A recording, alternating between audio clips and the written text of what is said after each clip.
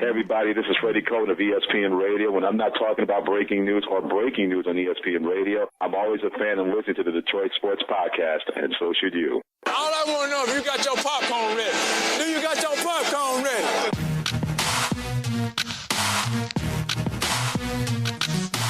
5 seconds left in the game. Do you believe in miracles? Yes!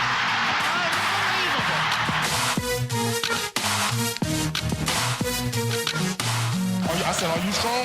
They said, I'm strong if you strong. And I said, we strong then. I'm a man. I'm 40.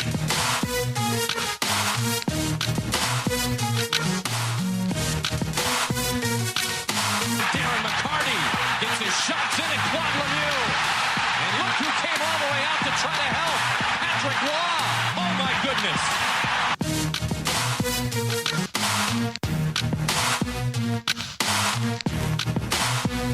You are listening to the Doc and Jock Show on the Detroit Sports Podcast.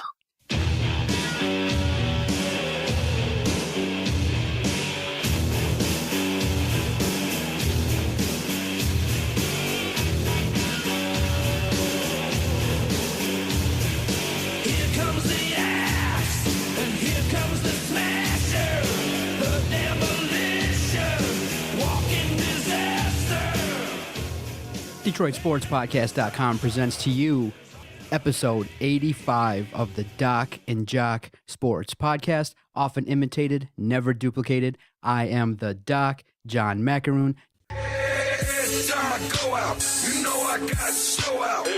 Joining me, my favorite co-host, Adam, the Jock Strozinski. 40 baht for whatever you want. What's up, cuz? What's up, cuz? Gloating time. This is going to be the greatest open for a podcast ever. I'm so excited. Never have I been so excited to be totally wrong, totally oblivious to what's going on at Michigan State. Epic win for Michigan State versus Virginia. We are now... What is there to gloat about? We both said that they would probably make it to the Sweet 16. And no, they made it as far as... No, I had them one and done. I had them losing to Virginia. Okay, well, I had them to the Sweet 16. What the hell is there to gloat about? They made it as far as expectations. I mean, maybe not yours, but mine. An 11-loss Michigan State team. By all accounts, people are saying this is a down year for Michigan State. This is a team that's not ultra-talented. This is a team that was battling just to get into the tournament all season long. We were having talks like, can this team actually make it to the big dance this year?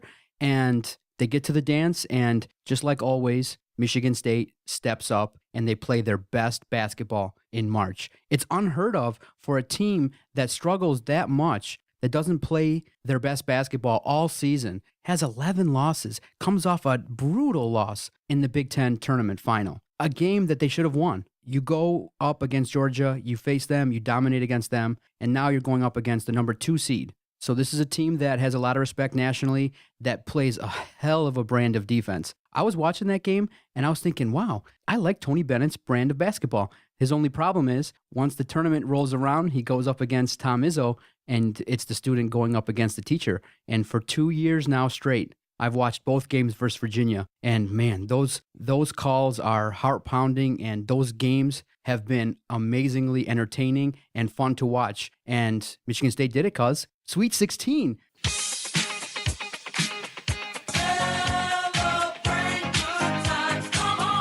I have to apologize. I was totally wrong to have them one and done. Amazing stuff for our Spartans. Yeah, they definitely shocked and awed, man. I mean, I don't know. I had them going to the Sweet 16. That was the ceiling for them. But I did not think that they'd be able to get by Virginia, and they did. And it seems like they've got their number, and they don't have a problem taking care of business against them. And you're right. Those games are always epic. They're a lot of fun to watch. They're entertaining to watch. It's great, man. The real question is now, do the Spartans have the easiest draw to make it to the Final Four? That's the big question. Do they make the Final Four now? Ooh, I still do not believe they make it to the Final Four. This Oklahoma team is a team that the analysts have said, hey, they got some talent that could go to the NBA. When you looked at teams like Georgia and you looked at teams like Virginia, they don't have real NBA caliber players. And people say Michigan State struggles versus teams that have a lot of talent, a lot of bigs,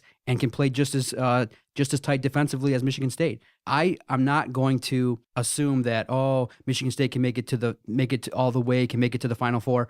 I just have to go back to last year. President of the United States, Obama, said that Michigan State would win it all. with Michigan State's best team, they didn't win it all. So I'm just going to be excited on Friday night, 10 p.m., probably going to be around a 10:30 tip-off. That's a perfect time to watch college basketball. The kids will be asleep. The wife will be zoning down. She'll be half asleep. She can't nag me. She can't give me any orders. I'll be sitting there in front of my television Friday night, 10:30, cheering my little heart out. And I'm just hoping that Michigan State can take it to another level. At first, you wouldn't say they could. But now I'm thinking, hey, get past Oklahoma. Maybe we can get revenge against Louisville. That's probably going to be the final matchup. Louisville scares me because I really do believe Rick Pitino is a better coach than Tom Izzo. I'm not going to be a homer. That's shocking. We're going to have a nice discussion about Tom Izzo a little bit here. We will. But I think the Spartans there's no doubt the Spartans have the easiest draw to get to the Final Four. They're in a region that has 42 losses combined. The next highest is the West with 30 losses, all right? So the Spartans do have the easiest road. I think Oklahoma's going to give them a little bit of trouble, but I see the Spartans beating Oklahoma, so they surpass where I had them penciled in at. And I think Louisville's going to beat NC State. And I think that game against Louisville is going to be great. I think it's going to be an outstanding game. This isn't your typical Rick Pitino Louisville team, though. Rick Pitino usually likes to force turnovers, and he likes to capitalize on fast break points. This team's not like that. This team, he doesn't have the guy who can generate all those turnovers that they normally generate, and doesn't have that guy who can sit there and lead to that giant fast break that they normally want to get. So I think the Spartans have an excellent chance to beat Louisville and reach the Final Four. How amazing was it that a guy like Travis Trice, a guy who was having a hard time starting for Michigan State, all of a sudden comes in with swagger versus Virginia, drops 13 quick points early on. The game versus Virginia was kind of an easy watch once the Spartans got the lead. They were within a 5 to 7 point lead the whole game. It pissed me off they kept missing the free throws, but here's the best part. Virginia blew at the line too. They couldn't make their free throws, and so every time, late in the second half, Michigan State got into foul trouble and Virginia got into the double bonus. They weren't making their free throws. So it made the game really kind of relaxing. You kind of felt, okay, Michigan State, there's a small chance they could blow it. Virginia could come back, but they played strong. Dawson showed up. Trice showed up. Denzel Valentine, it's kind of disappointing. He's getting into foul trouble early. But those guys can raise their game to another level. I truly believe that this team can play better basketball. And imagine this, cuz, even scarier. Imagine if this team goes to another level defensively. Michigan State tried so hard. Their effort level was out of this world. They played great on defense, and the strategy worked. Michigan State handled their business, and I'm so excited they're playing this well at this time of the year. Can Michigan State bring that effort for 4 more games? No. You don't think so? No, I don't think they'll bring that. I mean, I think they can bring the effort for sure. Tom Izzo will get it out of them. I just don't think they're as talented. I just don't think that. I agree with you. This is probably the least talented team Izzo has ever had. But if this team can get out on the floor and run, this team has a great shot to win basketball games. And like you said, if they bring that effort and that intensity on the defensive side of the ball, there's no telling where they'll go. And that's hard for me to say because I don't even like State. I don't. I love learning new things about the Spartans. You know, Matt Costello was Mr. Basketball in Michigan. Matt Costello, a guy that struggles as a big. Yeah. Struggles. His game kind of hasn't really developed. Mr. Basketball. Izzo's gotten every Mr. Basketball for the last 15 years, it seems like. And he's gotten 10 out of the last 15. It was great to see Costello, Schilling contributing. Tum Tum is coming in and making some noise. So this team has a lot of players that can make some noise in the future. It's not going to be bare. The cupboard's not going to be bare when the seniors leave. So very cupboard. Dude, we got a phone call. You want to check out what Josh has to say about the Spartans? Yeah, what's Josh got to say? What's up, Josh? What's going on, buddy? All right, well, 3 things. 2 are opinion-based, 1 is fact. Okay. I will start with my facts. I did pick Michigan State to beat Virginia in my bracket. The second one now is an opinion. Izzo is definitely a better coach than Pitino. And third, John, before Friday night comes and your wife goes to bed, make sure you get your balls back out of her purse. My man. Okay, give me advice. What should I do? Josh, what should I do to get my balls back? Just go steal them out of her purse. Being the fact that you no longer have them, you can't put your foot down. However, you could ask her for money and go get her purse for her. And while you're in transit, grab your balls back. My man, Josh, I hate State. You're gonna come into my. Izzo is a fantastic coach. You're gonna come into my house and disrespect me. That's cold-blooded, brother. He's repping Izzo for you, man. He's repping Izzo for you. Hey, I agree with you. I think Izzo's a better coach than Pitino as well. I think Izzo has done more with less over the course of his career than any other coach in the NCAA. Well, we got 13 berths to the, Sweet 16 or better, and 23 years now running, he's been in the tournament? Yep. The guy's got a magic touch, man. I don't really like Izzo, but he's a great coach. How far do you got Michigan State going then in the tournament? Where do you got them losing? I've got them losing next round. I don't think they're going to go past Oklahoma. Oh, really? No, I don't. Does Oklahoma size scare you? That win against Virginia was a definite fluke. All credit to you. You decided that, hey, I'll put Michigan State in the Sweet 16. A lot of people had them either going, probably a little bit farther, either to the Final Four or losing out to Virginia. So if they lose to Oklahoma, you got it perfect, man. And hey, I got a question for you. Do you think next season Michigan rebounds and gets back into the tournament after their 16-16 season? I think they probably will. They should have a lot of injuries, man. You can't. They got a lot of young kids and a lot of injuries. You can't really. Beeline's a great coach. He's not Izzo great. He's a good coach. It's just, you can't. Not everybody can be, Tom Izzo or Rick Pitino. I think he's a good coach at Michigan, and I think they'll be fine next year, providing certain key players don't leave and go to the league. Hey boys, I'm gonna let you go. My wife just lets her purse loose, so I'm gonna look at my ball. All right, dude, take it easy. Thanks for the call. All right, man. All right, I want to address something with you. You don't think Izzo is the best coach in the NCAA? I believe, and here's the thing, I'm a Michigan fan. I believe Izzo is the best coach in the NCAA. I think he's better than Krzyzewski. I think he's better than Pitino. I think he's better than a lot of these other guys that are out there. And I know he only has one title, but I think year in and year out, he does more with less. I think he can sit there and he can spit shine turds and turn them into like gold bricks. We've talked about it before. This team doesn't have a guy who's going to make it to the NBA. This team doesn't have a guy who you can sit there and you can look at and you're like, you know what? If he just brings it a little bit, he could possibly make it to the league. I don't think this team is good at all. I think this team is heavily flawed. But yet he finds himself in another Sweet 16. They have a legit shot to now make it to a Final Four. And I know he doesn't have as many titles as all these other coaches. I know a few other coaches have more titles than him, and I know Calipari can go out there and Calipari brings in every McDonald's All-American there is on the planet because he's shoving $100 bills in their back pockets. Izzo does it the right way, time in, time out, and he always seems to get this team to arise to the occasion when it matters the most.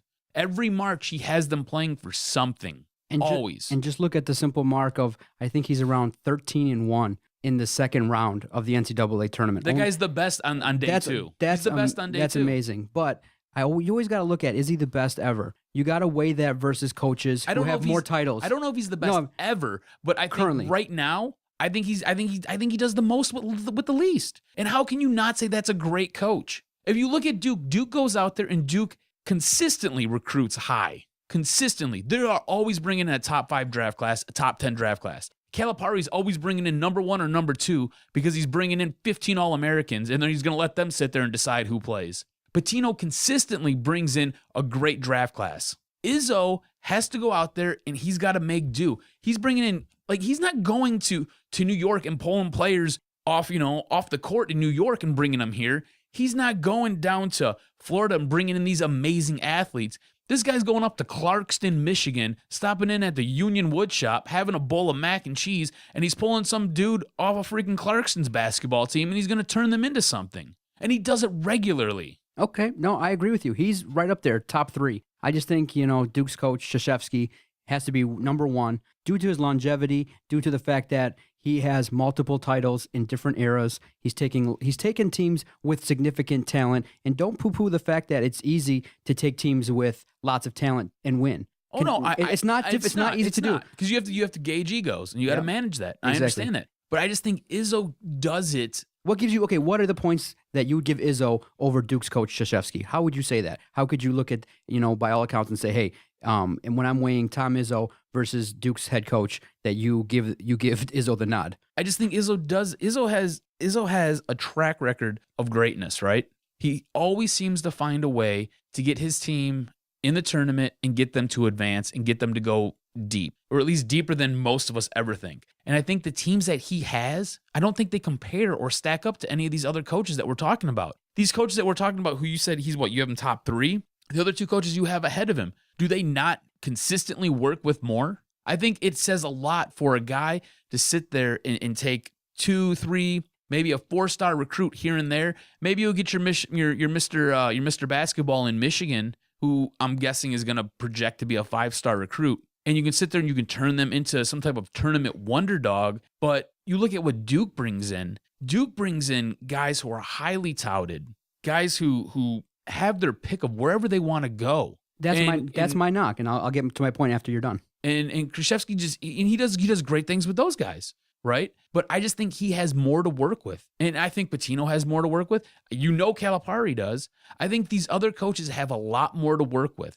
Yeah, I think Tom Izzo rides these guys really hard, and I think that's part of the reason why they tend to burn out come Elite 8, Final 4, championship game time. I think by the time the season gets to that point, I think they're dead. I think they're tired because he runs them through the rigors. The first 5 games of the season, he makes them the most difficult. These guys have just came out of camp playing with each other, trying to learn each other's system and trying to learn how to sit there and just gel with each other. And he sits there and he runs them through a gauntlet and just buries his team before the Big 10 tournament or before the Big 10 regular season even opens up. So then these guys then have to go and play 30 more games, and they're basically dead, and he's sitting there berating them. So I think by the time Elite 8 rolls around, Final 4 rolls around, championship game night rolls around, I think either mentally they're spent or their legs are just tired.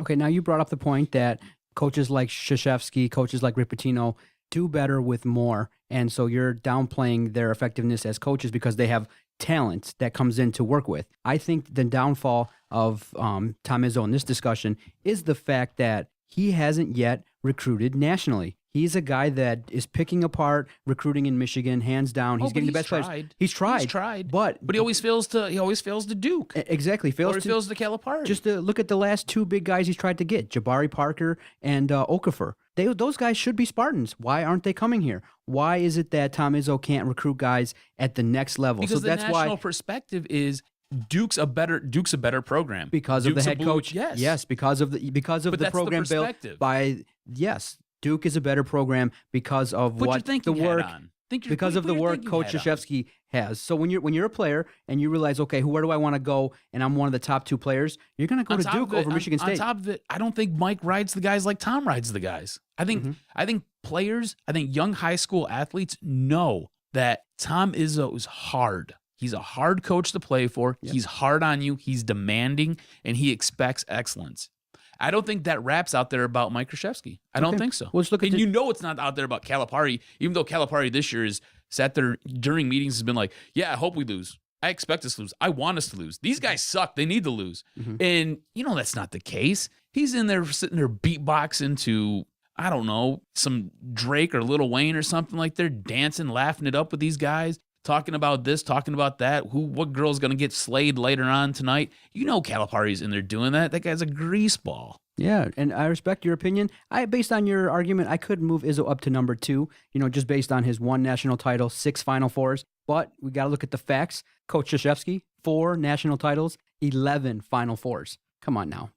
He's the best. He's the king of the hill. When they had Christian Laettner and Grant Hill, it was a machine. They would just pencil them into the Final Four, maybe pencil them into the championship game every year they were making it. Yeah, but look at every year. Yeah, but you had situations where elite talent didn't come through. Look at UNLV. Everyone said, oh my God, this team is amazing. They're going to blow out everybody. Some people are saying maybe UNLV the fix was won one. No, they won one, but the next year they were heavily favored to go back-to-back. And that game versus Duke, a lot of people are saying, they're saying, hey, because that team was dominant, a lot of people thought they were going to go through the tournament and just dominate. But in the end, maybe the fix was in, maybe it wasn't, but they lost to Duke. So it's just not easy to just say, okay, well, they got all the talent, so they're just going to go and, take the tournament down. It's not that easy to say. So don't poo-poo Mike Krzyzewski's accomplishments. Oh, I'm not. No, I'm not. I think but when you wait out, I would go Krzyzewski 1, Izzo 2. At worst, it would be Krzyzewski, Pitino, Izzo. So he's in good company. On top of it, you got to remember, too, Mike's sitting there and he's handling stuff for USA Basketball now. You don't think that plays with these high school kids? You got Krzyzewski sitting there coaching LeBron James, James Harden, Kevin Durant. He's coaching next level guys and he's winning with them. So you don't think that plays a little bit? I mean, that's an edge for Mike. And Tom Izzo has to come out and compete against that. And Izzo's getting guys who are beneath even what Krzyzewski's even thinking about bringing in. He's getting guys, and he's sitting there and he's consistently, and this is what we're talking about. We're talking about consistency. Consistently getting these guys into the Sweet 16, getting them into the Elite 8, and making Final Four runs. What is it about? What do we say? What do we say about Tom? If you stick with him for 4 years, you're going to play in a championship game, right? Or you're at least going to make it to the Final Four. It was broken last year, but yeah, for sure. For a long time, that was a narrative, for sure. But I can't say he's the best. He's top two. And I just wish, it just stinks. I just wish that he could get more players. I wish he could get more talent to see what he could do with them. Can he get that second title? I told you last week on last week's podcast, I don't think he'll ever get that second title just based on the landscape and the fact that Michigan State is not a destination for national elite talent. You're going to have to go up against Duke, Kentucky, Kansas, hotbeds all over the country. Tom Izzo is going to have to come up with a significant coaching strategy to get this team farther and farther each year in the tournament. It's going to only get harder. But the respect that you do give Tom Izzo, he's run a clean program. You never hear of really improprieties. His players are doing pretty well. They're graduating for the most part, and he's running a clean program. And I remember when he first started, the struggles that he had in '96, went around 16-16, and people were like, this guy's going to be the national guy? And he's put himself right there amongst the elite. All credit to Tom Izzo. And what was great, cuz this week, Monday, on ESPN, on the radio, all over big hot media outlets trying to...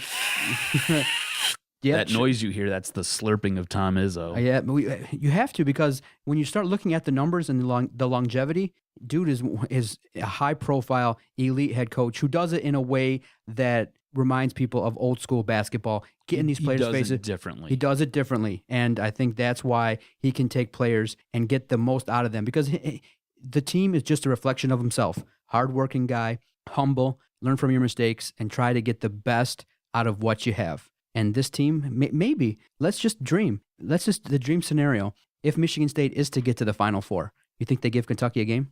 Do you think if they can keep it close, within 5 points, with Kentucky not having to face that much pressure, can Michigan State upset Kentucky and make it the biggest upset of all time? Let's take it to the next level. Can Michigan State compete with a team built and stacked like Kentucky? Yeah, but it would only be because Kentucky blew that game.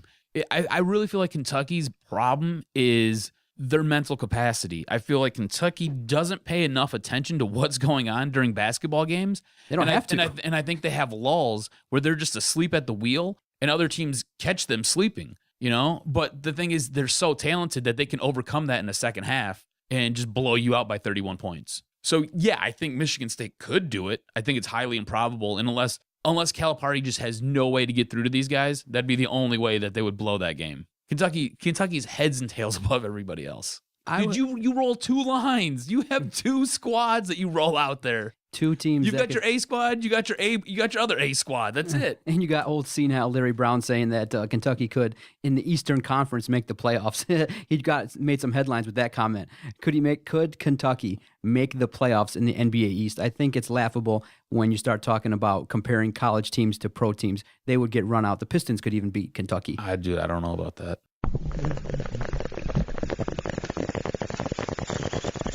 Oh, come on. Don't start with that. Don't start with that. That's ridiculous. Dude, that's a ridiculous notion when you go from college to... You're right. The skill difference is totally different. But the length that Kentucky can bring, and the fact that they are stacked at least 10 deep player-wise, most NBA benches only go 6 to 8 guys deep. That's it, right? At any point, you can just roll out a whole new lineup of guys. So you can give different looks, you can do different things. I think they can make it interesting. And I truly do believe that they could sit there and give a team, look, man, we're going to talk about the Pistons, I think, a little bit later on. But if the Pistons aren't on their game and their mind's not right, they're not winning nothing. I think they can give Charlotte a run for their money. I think they can give Boston a run for their money.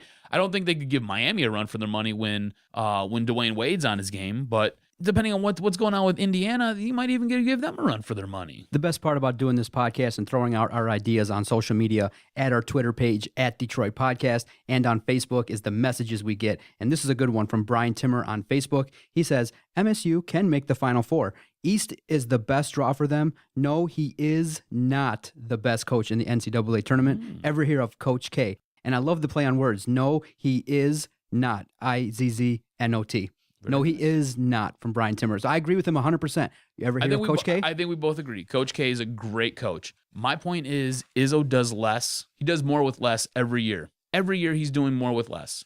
I think if you gave Izzo some of the players that Krzyzewski has, I think you could see Izzo maybe having 2, maybe 3 national titles. I just think Izzo does more with less. That's my point. And hey, this is the best part about this week for Michigan State fans. All the talk about Sparty Nation, baby. It's all good. Michigan is at a time athletically when things are really down. The hockey team didn't make the postseason. The football team didn't make the postseason.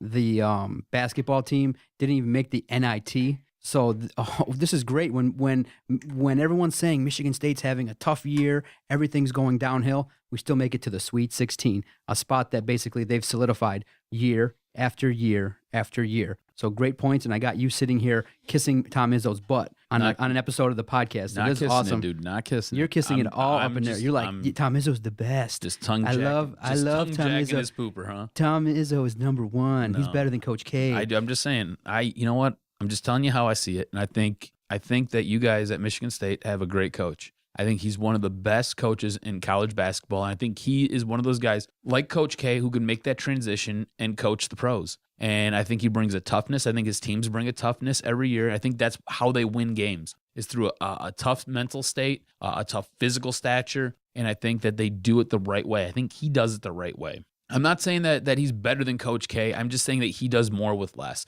and I think he's one of the best. I would put him and Coach K right there, 1A, 1B. Okay, you got him to tie. So you've added Coach K. So I've given you the facts and gotten you to adjust slightly your argument, but it just is a great time. I would still take Izzo, dude. Yeah, I would because I really feel like if you were to flip flop those rosters, let me put it this way: let's play Fantasyland. All right, if you take Duke's roster and you give it to Coach K, how much more appealing do you think that? What's Duke? Duke's what, a 2 or 3 seed? Are you saying give Tom Izzo? Give Tom Izzo Coach K's team. Yeah, give him Duke. Oh, for sure. What's Duke? What's Duke in the tournament? Are they a 3 seed or a 2 seed? 2 seed. So you mean to tell me that they wouldn't be a number 1 seed? I mean, I know it's a difference of 1, but I don't think they're gonna be where Kentucky is, but I think they would be the second best overall team. It's a good point. I think they'd be strong. Man, let's not underappreciate what we've been watching. Michigan State in the Sweet 16, gonna play tomorrow, 10:30 in a great game versus Oklahoma. That's all you can ask for. March Madness, Izzo Madness, January, February, Izzo. All accolades, all praise goes to Tom Izzo. It's great being a Sparty fan, and when you're wrong, you're wrong. You have to admit it. I didn't think they could become a team that could close games out and play at the next level. Now let's see if they can go to an even higher level and get to the Final Four. All right, stay with us after the break. We're going to play a round of Jock Jams. Doc has some great questions lined up. I'm ready to pick the brain of the Jock, and he definitely will deliver. Stay with us. DetroitSportsPodcast.com, Doc and Jock, episode 85. If you're a fan of Michigan, then you have to check out UofMDiehards.com. Check them out on Twitter. Check out their Facebook page. They are a page that's dedicated to all things University of Michigan. They follow every game. They follow recruits. They have great interviews. UofMDiehards.com. Doc and Jock, check out that website quite a bit. If you're a fan of Michigan, there's no better website to check out than UofMDiehards.com. I'm go blue, baby. All right, everybody. Thank you so much for your support. Lots of ways to support us here at the podcast. If you like what you're listening to, if you enjoy the podcast, if you want us to continue to provide great content every Monday and Thursday, if you want us to continue to take phone calls, just go to our website, DetroitSportsPodcast.com. Click through those banner links. Lots of great online deals. I know everybody that's listening likes to save money. DetroitSportsPodcast.com. Click through those banner links, bookmark them, and every time you shop online, nothing extra happens. You get charged no more money. But when you shop online through DetroitSportsPodcast.com, they kick us back a little something, and we can continue to provide great content. DetroitSportsPodcast.com. We greatly appreciate it. Yes, sir.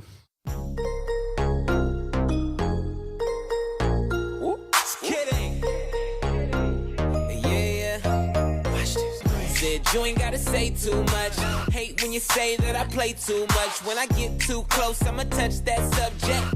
I could read your body. Enough said. Quit all that yapping. Need less talking, a little more action.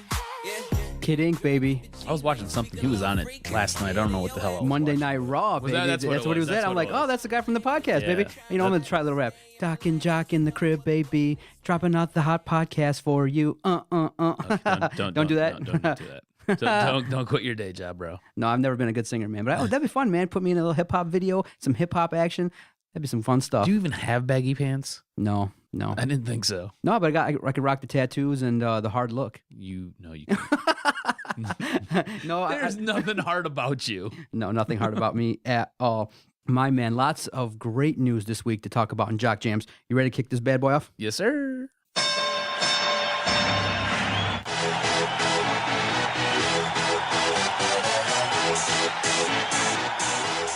All right, because from time to time, I browse Facebook, Instagram, and I see a lot of your hilarious posts. But I saw one last Saturday, I believe. You and the missus, for date night, decided to stroll out with 5 of your friends to the Joe Louis Arena and check out the Big 10 tournament game between Michigan and Minnesota. And everyone walking away from that experience, the Big 10 tournament as a whole, kind of came away saying, what the hell happened to hockey in Michigan? Embarrassing numbers. It was a complete embarrassment. Let me just take the mic from you right here and run. Go for it. What the hell happened? It was a complete embarrassment. I am so disappointed in the state of Michigan. I'm so disappointed in just Detroit and just college hockey fans in general. It was so, seriously, it was like me and like 30 of like my non-closest friends had run of the Joe Louis, dude. It just, you could sit wherever you wanted. I bought a $20 ticket and I sat there and I got all the way down against the glass. And it was a really good game, actually. I really thought Michigan was going to win. They ended up blowing it with, I think, like 7 minutes left. They gave up a third goal, and then there was an empty netter to seal the deal. But, I mean, college hockey's a lot of fun. Every year, I go to college hockey in the D, which is usually Michigan versus Michigan State. That game usually fills up the Joe, not all the way to capacity, but at least 3/4. Dude, there were giant empty, you just seen red seats everywhere. Everywhere you've seen red seats. It was embarrassing. We sat down, I looked at my wife, and I was like, this is horrible. There's nobody here. She's like, why? Like, she didn't understand it. She was like, this is a big deal, right? And I was like, yeah, it's kind of a big deal. I mean, the Big 10 hockey tournament's here. This is like the second time that the Big 10's had a hockey tournament because it's brand new. And this is the first time that Michigan's got it. And by Michigan, I just mean the Joe Louis, because last year it was held in Minnesota and nobody showed up. Absolutely nobody was there. It was embarrassing. Absolutely, it was awful. I'm so frustrated by it. I ended up going to hockey on Sunday, and all the guys were laughing at me. They're like, dude, so how was that? And I was like, it was cool. I mean, like, it wasn't bad. And they're like, so did you, like, it was just you watching that game, nobody else, right? And I was like, yeah, pretty much. And they're like, that's so horrible. Like, that just look, it's a black eye on one, college hockey in this area, college hockey fans in this area. It's a black eye for the Joe. It's a black eye for the Michigan fans. You know, I mean, Minnesota was there representing, that's for sure. All I had to do, I just heard them. They had like the worst fight song ever, too. It's just awful, just horrendous. It was just embarrassing, man. Like, I have no other word for it but embarrassing. It was disgusting to watch it. It was horrible. So it was a good product, too. It's not bad hockey. It's a good product. But it just, nobody shows up. Nobody represents, man. So suffice it to say, the Big 10 tournament for hockey will not be returning to Michigan. Epic fail. For a long time. Oh, probably 7 years. And there's only 6 teams in the Big 10. So whatever, dude. Yeah. Just the way that's all set up is confusing and stupid. But anyways. Maybe at the new venue they'll get some more events and more hockey events. People will show up at a new venue. I just think people at the Joe, they're over it and they're ready to kick off something new, and it's going to happen in a couple years. That's the case. Sorry, Joe's wore out, and besides I just don't the Red think Wings, college hockey's huge here, man. Like, if you ever watch, you probably don't, and some of our listeners might, but probably not. If you ever watch like a Boston College game, or you just watch a Boston University game, it's ridiculous. Like, it is like batshit crazy there. Everybody's going insane. The stands are filled. Brawls are about to break out. You bring Michigan versus Michigan State here, it's 3/4 full. I know I'm usually half in the bag when I go to those games, but there's nothing, man. It's just like there's no mojo in the stands. There's really no energy. I mean, it's different. It's different. Big 10 hockey college hockey, it just doesn't go over here, and I don't know why. It's embarrassing, especially when you sit there and you go to Joe Louis on a Saturday night and you expect it to be at least halfway filled, and there's nothing but a sea of red seats. Sea of red seats in the narrowest stairs ever. Now, switching gears, talking about the Pistons a little bit. All right, you would think that without Greg Monroe, who's been nursing a little bit of a knee injury, that they would fall off a little bit. Some victories without Greg Monroe. You see a little bit of the potential of a team if Greg Monroe should happen to sign a free agent deal somewhere else. You got a little bit more room for Reggie to create. The floor is not clogged up. Him and Andre continue to have some rapport, and the Pistons have played offensively a little bit better. Now, they're not playing the top-of-the-line competition, but they got some victories without Greg Monroe. So I'm just going to ask you, are the Pistons better without Greg Monroe? Dude, how'd they look against the 76ers? Back-to-back games, you can't really judge. How'd they look against the 76ers? They lost. 76ers have like less than 15, 20 wins right now, all right? 76ers are horrible. They lost to the 76ers without Greg Monroe. What they need to do is they need to show up. They need to play hard. That offense has to run through Reggie Jackson. Reggie Jackson's got to get his head out of his ass. He's got to start playing. He's got to take command of that offense, and he's got to start doing things. You're right. Him and Andre Drummond have a great rapport. He has no problem feeding the ball down low to him. But you got other guys that you got to start working the ball through. You got to start making different passes. You got to start hitting shots. That's really what it comes down to. They need to have guys hitting shots. KCP's got to start hitting some shots, right? I mean, different guys have to start doing different things. Tayshaun Prince, he's got to be stronger on the defensive end. These types of things will lead to wins. And they just don't show up every night. If they showed up and they played with a consistent effort every night, we wouldn't be having this conversation right now. If Greg Monroe does leave, I'm not afraid, though, because I think Stan Van Gundy's got a plan, and I think Stan Van Gundy will fit this team and make this team what he wants, and will do it in his vision and do it in his likeness, whatever that is. Hopefully it just doesn't look like Ron Jeremy. Okay, quick side note, a question that was asked, I heard on the radio, and it's been bantered about a little bit, is you think Stan Van Gundy's a better GM, better head coach in your first season watching him with the Pistons? You think he's got more talent in terms of in management, or is it you feel like he's coaching these guys up a little bit? I really like to say I'm impressed with both. I mean, the fact that he was able to, had no problem pulling the trigger to get rid of Josh Smith, I think that's a huge coup. And bringing Reggie Jackson in here, I think was another huge deal. But the fact that he was able to get what he got out of Brandon Jennings, because we were all ready to write Brandon Jennings off when the season first started. And the fact that he still has these guys, they're almost out of playoff contention. He still has these guys playing hard every week, right? I mean, some games they show up, some games they don't, but he still has their attention. Whereas other Piston coaches, it was already a mutiny. They were strung up and their heads were getting carried around on a stake and hung outside the palace. So I'm really impressed with both. Hopefully it's not a cop-out, but I'm impressed with both here. No, good answer. No, I think that he's a good fit here. And what I think a lot of people like is he gets the microphone after a tough game and he's just straight to the point. Man, I messed that up. I didn't help the team out. Or this team needs to step up in this area. He calls people out. That leads to my next question regarding another higher up in a sports organization. Martin Mayhew, earlier this week, I think on Monday, decided that, okay, at the owners' meeting, I'm going to kind of open up a little bit and finally talk about the Ndamukong Suh situation, the entire debacle that was the 2010. Mayhew talked. What? And he kind of talked out of both sides of his mouth, but he did admit, Shocker. That, hey, the Lions made several mistakes in terms of the Ndamukong Suh situation, and he said he probably has made 1,000 mistakes and would like to do some things over.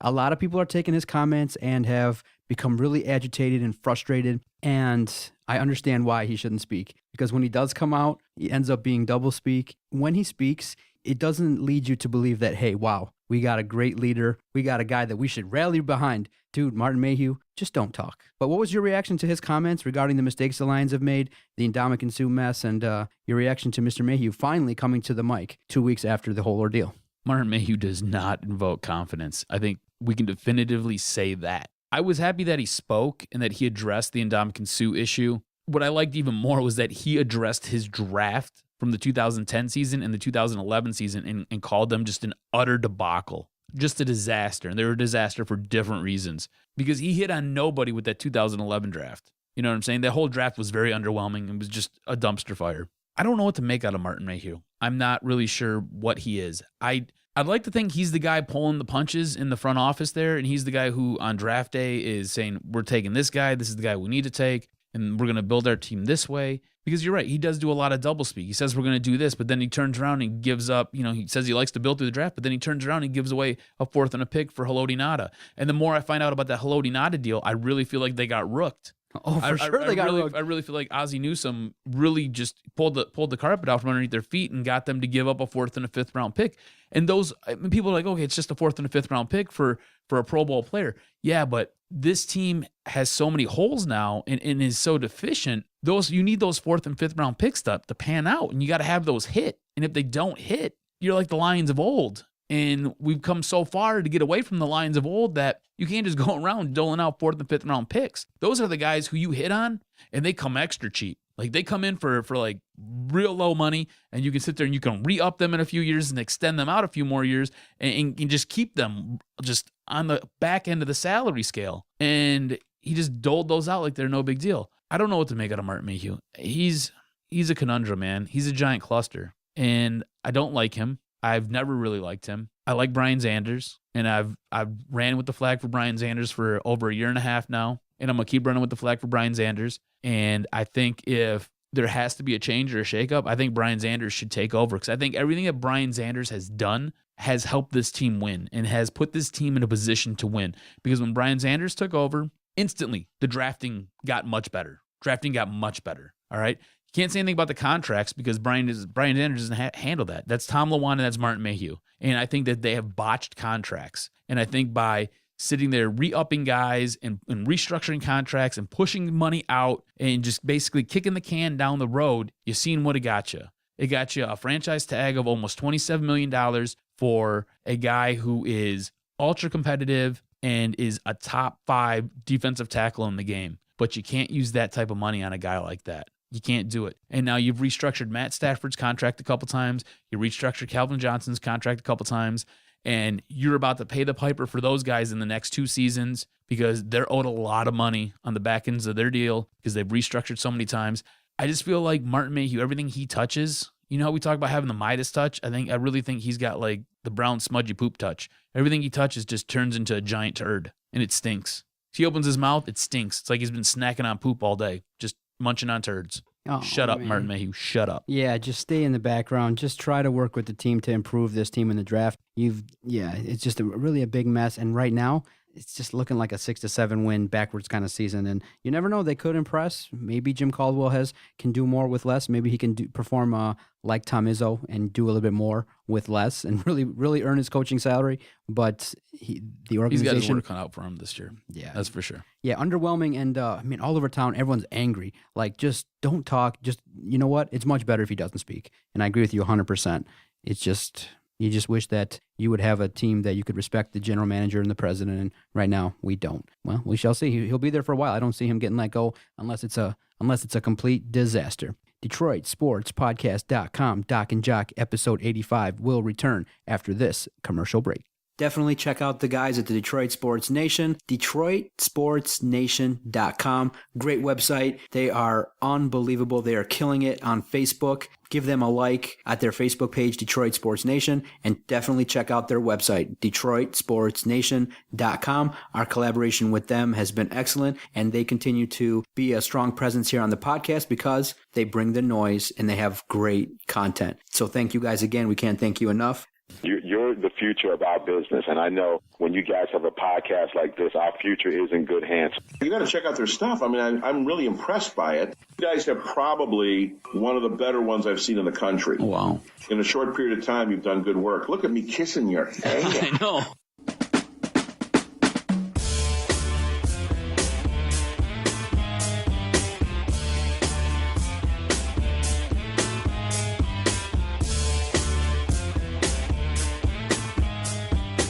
Hip hop is dead. Yeah, it is. There's nobody out there with a damn original thought. The only hip hop I listen to is what comes out of this podcast. So that's all I got to tell you. Like 2 songs. You been catching up with the Tigers a little bit, cuz, in spring training? Oh yeah, reading all about them. Can't wait for opening day. A lot of people are saying, man, don't read into spring training and don't read into JV and don't read into this and don't read into that. It's just spring training. Don't read into the closer who's struggling, throwing fastballs. But I agree, it's spring training. They're practicing. They're not, in full season form. There's a lot of split squad games. It's tough to read into what's going on. But you do want to see some positive trends. And I know we are critical of some aspects of the Tigers pitching. But let's start and focus a little bit on some positive news and notes from spring training that we can talk about and banter back and forth a little bit. Let's start with JD Martinez hitting the cover off the ball, 4 home runs in spring training, really playing well. A lot of people are focusing in on, wow, this guy can be a guy that can be productive. This guy, maybe he can be that guy that, hey, we plucked out of obscurity, stole from Houston, developed him, and hey, can perform at the highest level. And it's great to see stories like that. It's great to see guys that come up that aren't all that heralded, that come up in organizations and really outperform, really, what they say, outkick their coverage or whatever, really outshine the potential that people seen in them. So JD Martinez, I'm really happy to see if this guy can put up 25 home runs, 100 RBIs, he can be a solidifying force because then you got more protection in that lineup. You're going to go Cabrera, Cespedes, Martinez back to back. If I'm wrong with Cespedes, whatever, but you can go 2, 3, 4, 5 that are solid. Opposing pitchers are going to have a hard time getting through that lineup if JD Martinez is another force. Your thoughts so far on JD Martinez? Do you think he can put up 25 home runs, 100 RBIs this year and keep up a strong pace in the 2015 season? I feel like JD Martinez had a come to Jesus meeting last year with himself and with the hitting coaches that the Tigers have. And I do think he'll be able to. I'm a little bit leery, though, because you've seen last year he was kind of up and down at certain points in the season, but he always seemed to kind of correct himself. I don't know if he's going to be as hot as he was at certain points last year. Because remember, last year he was almost hitting 400 for a month there, just blasting the ball. But I do think JD Martinez will be a solid player. I think you're right. I think he's more penciled in for maybe the 5 or 6 hole.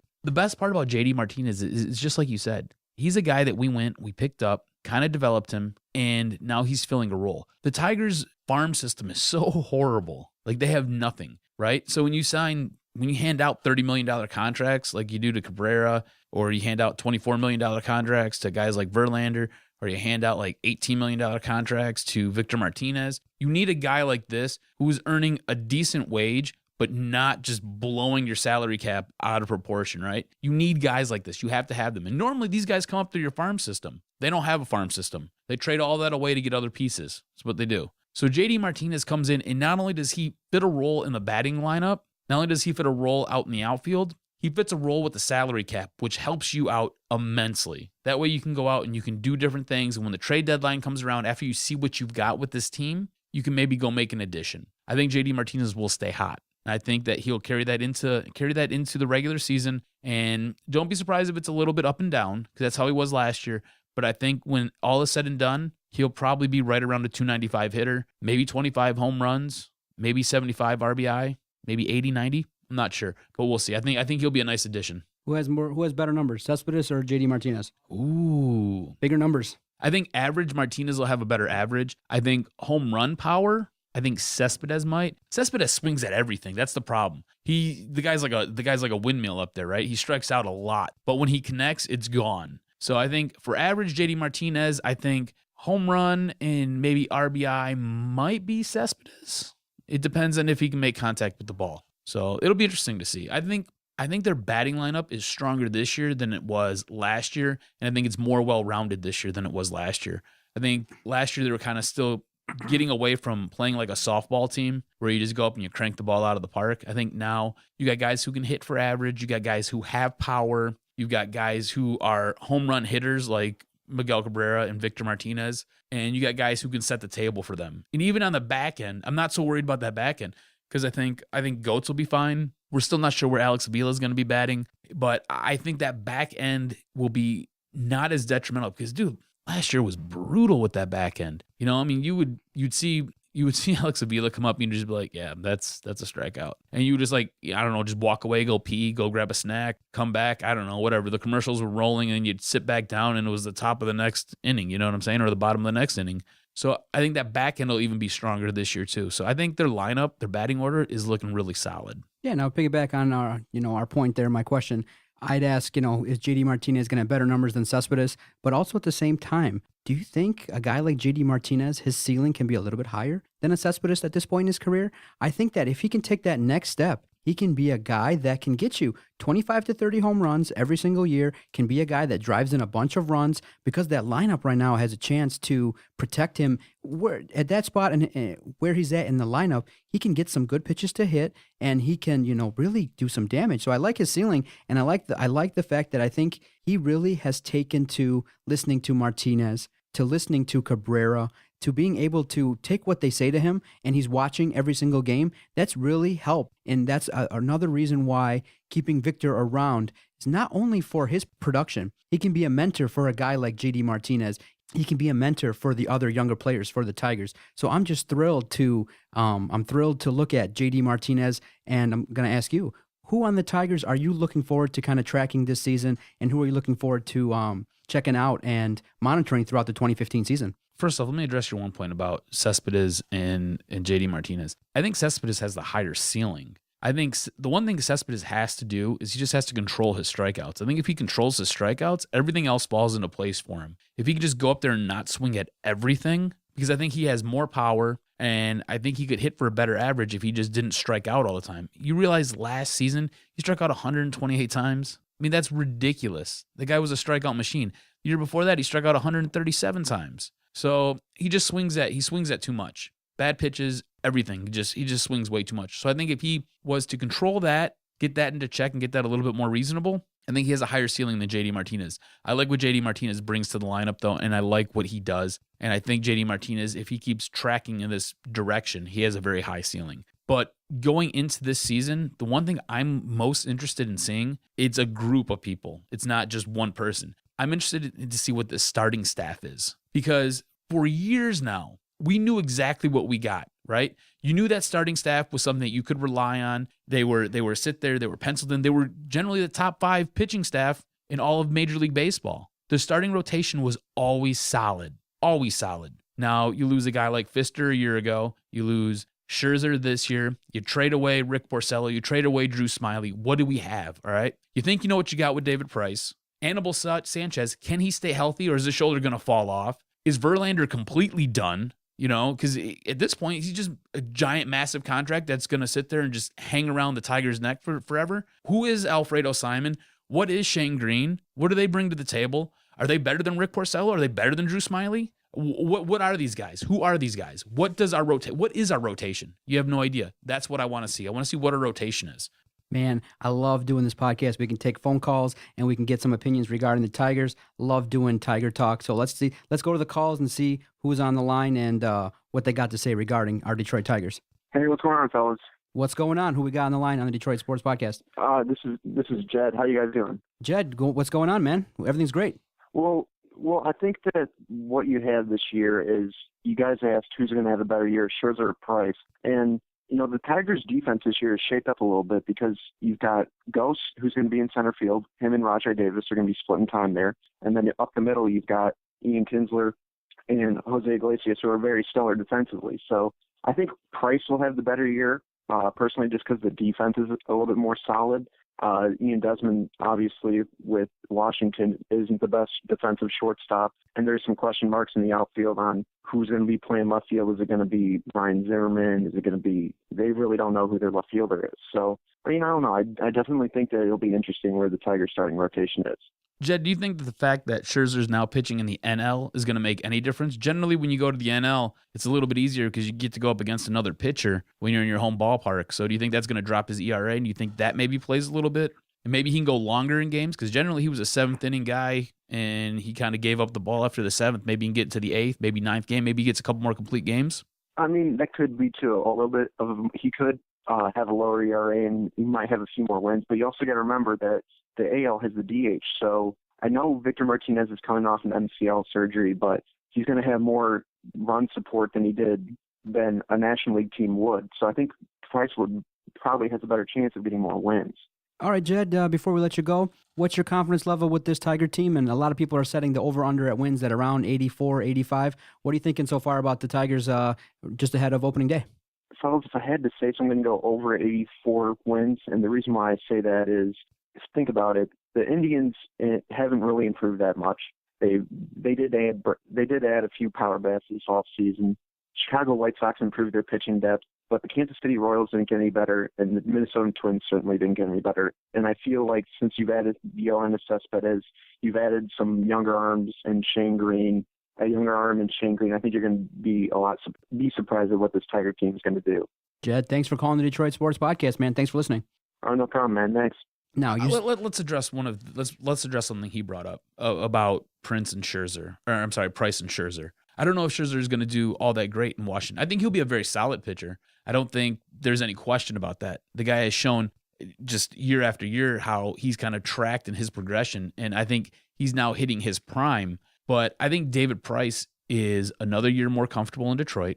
I think with the rotation and the batting lineup that will be surrounding David Price, and by the rotation surrounding him, I mean he's going to have Verlander, who I think is going to have a better season. I know he's struggling a little bit trying to find his pitches down in spring training, but I think Anibal Sanchez is outstanding. He just has to stay healthy. You know, I don't know. There's two question marks in that rotation, but I think the batting lineup's going to be much better for him, and I think playing in Comerica, I think that's very undervalued. That's a pitcher's park. It's huge. That outfield is deep. So he can get away with some sloppy pitches, whereas I don't know if Scherzer is going to be able to do that. No, now my opinion is a lot of factors to weigh in regarding who's going to have better numbers, Scherzer or Price. David Price is in a contract year, so that's very motivating. That's a very motivating factor for him to want to pitch well, and he's going to have a lot of support. I really think he's got that aura right now as being the number one guy. Mm-hmm. When Justin Verlander used to go out there, when he was having when he was in the prime of his career, he'd go out there and you just knew the team was going to play its best brand of baseball. I think Price is going to get around 18 to 20 wins. He's going to want to earn that contract. But another situation, do you think David Price finishes the season as a Tiger? Because if there's signs that he's not going to sign here, you've given up a lot. You've basically given up Scherzer for Price. And now we have the situation where you got a guy that can be considered a quote-unquote asset. I know it's early talk for that, and we don't know how the Tigers are shaping up. But should there be some faltering, should they get off to a slow start, March, April, and it's close to that trade deadline, would you possibly consider trading a piece like that to look to the future and maybe, just maybe, getting some quality players to look to the future should they struggle? Absolutely not. Oh, come on. Absolutely not. I'm not even going to play your game. Absolutely You're not. ready. You're ready to make some same mistakes as Verlander, pay a guy $20 million a year. You have hitched your wagon to the David Price automobile here. Late 20s, not a young chicken. You're right. I'm not saying you got to go out there and you got to pay him what you paid Verlander. If I could trade one of those two, I'd trade Verlander because I don't know if he's got anything left in the tank, and I don't know if he's willing to sit there and adjust his arsenal to sit there and figure out what he does have. Because you got to remember, Verlander's a thrower. He's not a pitcher.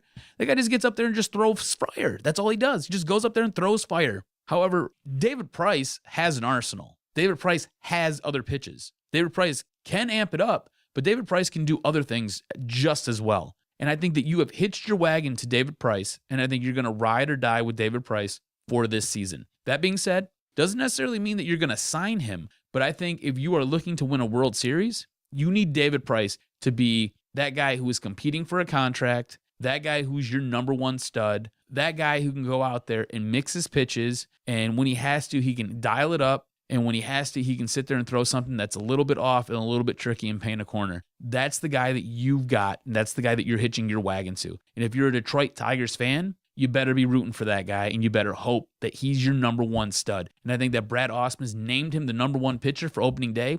I think that's a kudos to him and a tip of the hat. And good for Brad Ausmus for having the balls to do that, because Verlander hasn't earned it in the last 3 years, and he's just been given to him. So kudos to Brad Ausmus and kudos to David Price. And you know what? Verlander was solid about it and wasn't douchey about it. So good for Verlander for not being a tchotch bag. Man, could you imagine if Scherzer just has another lights out Cy Young potential season, the uproar that could occur here?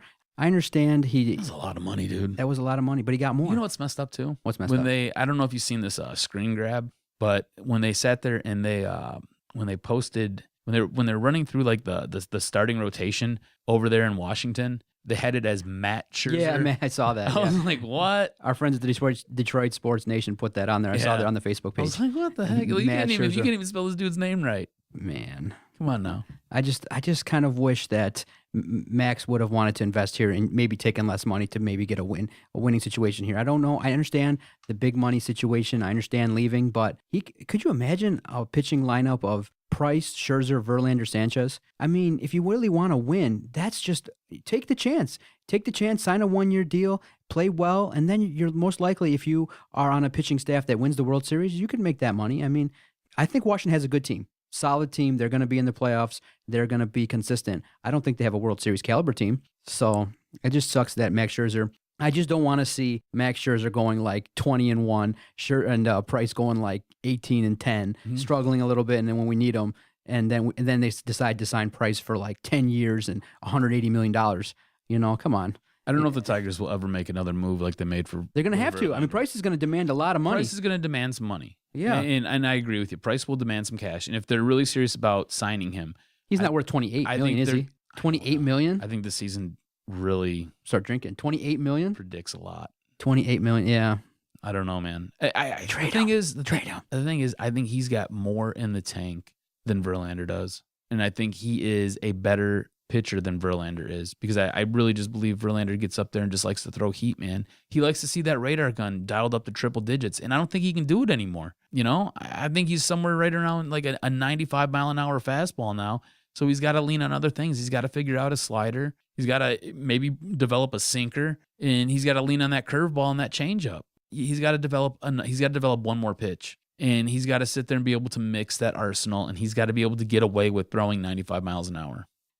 Going into opening day, I like the fact that we're playing, I think, Minnesota. So it's going to be fun. I think we can take that series. But it's going to be very important for the Tigers to get off to a hot start and play a very good brand of baseball to get the confidence going, because I got a feeling this is a fan base that's on the cusp of being ready to kind of let their voices be heard, more boos, a little bit more edginess with this Tiger team, because we're waiting. We're sitting here waiting with this team, with this payroll for the payoff. Tiger fans deserve a World Series at this point. Hell yeah, we deserve it. Let's go. It's been what? Almost 9 years since the first time we made it to the World Series. And yeah, that 2016 was kind of a fluke, but I mean, it feels like it's always been coming. Like we've been on the precipice of it forever now, and just can't cross the threshold, just can't do it. And I'm tired of making it to the World Series and just getting embarrassed, because the last 2 times we made it, it's just been a debacle. It's been horrible. All right, we got another caller. Let's see what the caller has to say regarding the Detroit Tigers. The points of life. I'm just calling to see where you guys are located. What's your name? I see you on Twitter. Thank you for messaging us and calling us. The Points of Life on Twitter. Alexander, originally from Flint, by way of University of Michigan, Ann Arbor, and now overseas. Oh, now you're overseas? Where are you at? Yeah, that's why I was figuring. I'm all over Asia, but I was based in Mongolia for a while. Oh, wow. Went out of there, and that's why I'm always tweeting you guys for updates, because my Springbox has never worked. That's brutal, dude. Sorry about that. No, that's awesome. Thank you for calling up the Detroit Sports Podcast, man. You can listen if you want from time to time. We'll let you know. You can just listen. You don't have to. If you don't want to make a point, you can just call us up and listen to us banter for a few minutes. You can listen to us banter from time to time if you need an hour to kill. I know you guys do a great job, and from wherever I am in the world, so I figured why not give you guys a call, and your tweets are always funny, so keeping me up to date. Yeah, that's awesome. I'll let you know. We do our podcast from Sterling Heights, Michigan, and our office is here, and we do the podcast, and we got a phone number to take calls and interact with the fans, and this is why we started it, so that we can talk to fans all over. And right now, you said you're in Asia? Mm-hmm. My man, what are you doing over there in Asia again? Oh, started practicing law, started trying to get rich. Neither are working out that well. So, wow, trying to get rich. In New York last week. Okay, very good. And so you're a big. Are you a big Tigers guy? Yeah, and I'm more of a Pistons and U of M guy, but of course I follow the Tigers and see what they're up to, and hopefully they can actually pull it out all the way this year instead of getting so close and then finding out that their hitters just aren't hitting, and they probably should have invested in more pitching, which they traded everybody away, and it seems like that becomes the cycle for the last couple of years. But it was sad to see Prince Fielder go, but he wasn't cutting it. So, dude, Miggy does this year. As a U of M and Piston fan, last 7 years have been kind of brutal, bro. I'm a U of M fan too, man. It's just it's been horrible. I was at the championship game. Oh, for real? The championship game in 2004. Nice. So that was good. That's awesome, dude. And I was at the Sugar Bowl when Brady Hoke won his only game. So that was good. Nice. So you're over there in Asia. You got any interesting stories of events or things that you've partaken in that people here in Detroit don't get to see or hear about? I'm not thinking sports related. Nothing you want to talk about, huh? On the podcast. Is it true about the massage? I'm like, I mean, what kind of events? Hey, dude, I got a buddy who was in the Navy, and he went over to Thailand, and numerous stories about girls in cages and 40 baht, man. So I understand right where you're at. What's your blog? Last week I wrote about the ping at the points of life.com. All right, I'm going to check this out. Yeah, last week I wrote about, or 2 weeks ago I wrote about, if you ever heard of the infamous ping pong show. That's probably a sporting event you guys don't cover, right? No, that's something we don't cover. But I have heard of it. No, that's awesome, man. Definitely check out our Twitter page, and we'll always have call-in times, and you can call us up anytime. We love interacting with our sports fans and followers all over the country, and now we got callers from Asia who's trying to get rich over there as a lawyer. So very interesting stuff, man. So how can we? Is there any way? Yeah, so go to the blog and check it out. Is there any way we can help you to facilitate you getting rich over there in Asia? Anything at all we can do here at the Detroit Sports Podcast? You can go to thepointsoflife.com and read anything you want about traveling, or you could go to my other website, alexandertheauthor.com, and check out my self-help book about you hate the cubicle and you want to leave. Here's how you do it. I wrote a book about that about a year ago, and pretty funny book about, I used to work down the street from you guys, and 14 Mile and whatever Jim's headquarters are in Warren. Oh yeah. Fires from there, and I was like, all right, enough of this shit. Yeah. If you're ever in the Detroit area again, hit us up, man. We'll chat and possibly have you in here, have some fun to talk sports and talk about your experiences in Asia. Very interesting stuff. All right, sounds good to me. I'll talk to you guys soon. Good deal, dude. Take it easy. What the hell have we gotten ourselves into? We're taking calls from people in Asia. Well, I love it, dude. I love it. I was this close to wrapping up the podcast, and the guy dialed us up, man. So that's cool. All right, cuz, before we wrap this up, let's check the Twitter mailbox at Detroit Podcast. I love the fact that we get the chance to interact with all our followers and listeners all across the world. That's what we have created. We've created a system of being able to talk to anybody, anywhere. But on Twitter at Detroit Podcast, regarding our Scherzer or Price question, Rick Ali says, logic says Scherzer. Batters in the NL don't know him, but Price knows AL batters. Knowledge wins out. So he kind of thinks back and forth. He thinks a little bit Scherzer, but he put hashtag Price. So he thinks Price is going to have a better season. I need a flow chart. Look it up. At Michigan Man 76 says Scherzer is the better pitcher. Kudos to him. Interesting stuff. Disagree with that guy. Interesting stuff. Man, what a good podcast. It was a good podcast. Phone calls, hilarity, good sports topics. A great podcast this week, episode 85. Inching closer to 100. We should do like a celebration when we do 100. Just pop bottles? Popping bottles, and we should do it. Maybe have some sips, and maybe have a friend or two come on in just to listen to us do this ridiculousness. Have some fun with us. That'd be cool, man. All right, we can do it. Anything at all is possible. We can take phone calls. We can have fun. We can banter. We are bound by nothing. We had another caller. We had a caller from Asia. I'm still blown away by that. What an interesting idea, trying to get rich in Asia. But check out his blog. I'll give him a free plug here. Check out his Twitter at The Points of Life. You can check out his work and buy his books and help him get rich in Asia. Bring him back home to the D instead of hanging out there with the interesting ladies over there in Asia. Yes, sir. 40 baht for whatever you want. For the Jock, Adam Straczynski, I am the Doc, John Macaroon. This has been episode 85 of the Detroit Sports Podcast. Go Wings. I'm going to try a little rap. Doc and Jock in the crib, baby. Dropping out the hot podcast for you. Don't do that. Don't do do that. No, but I could rock the tattoos and the hard look. You can't. No, there's nothing hard about you. No, nothing hard about me at all. I hear voices in my head. They counsel me. They understand. They talk.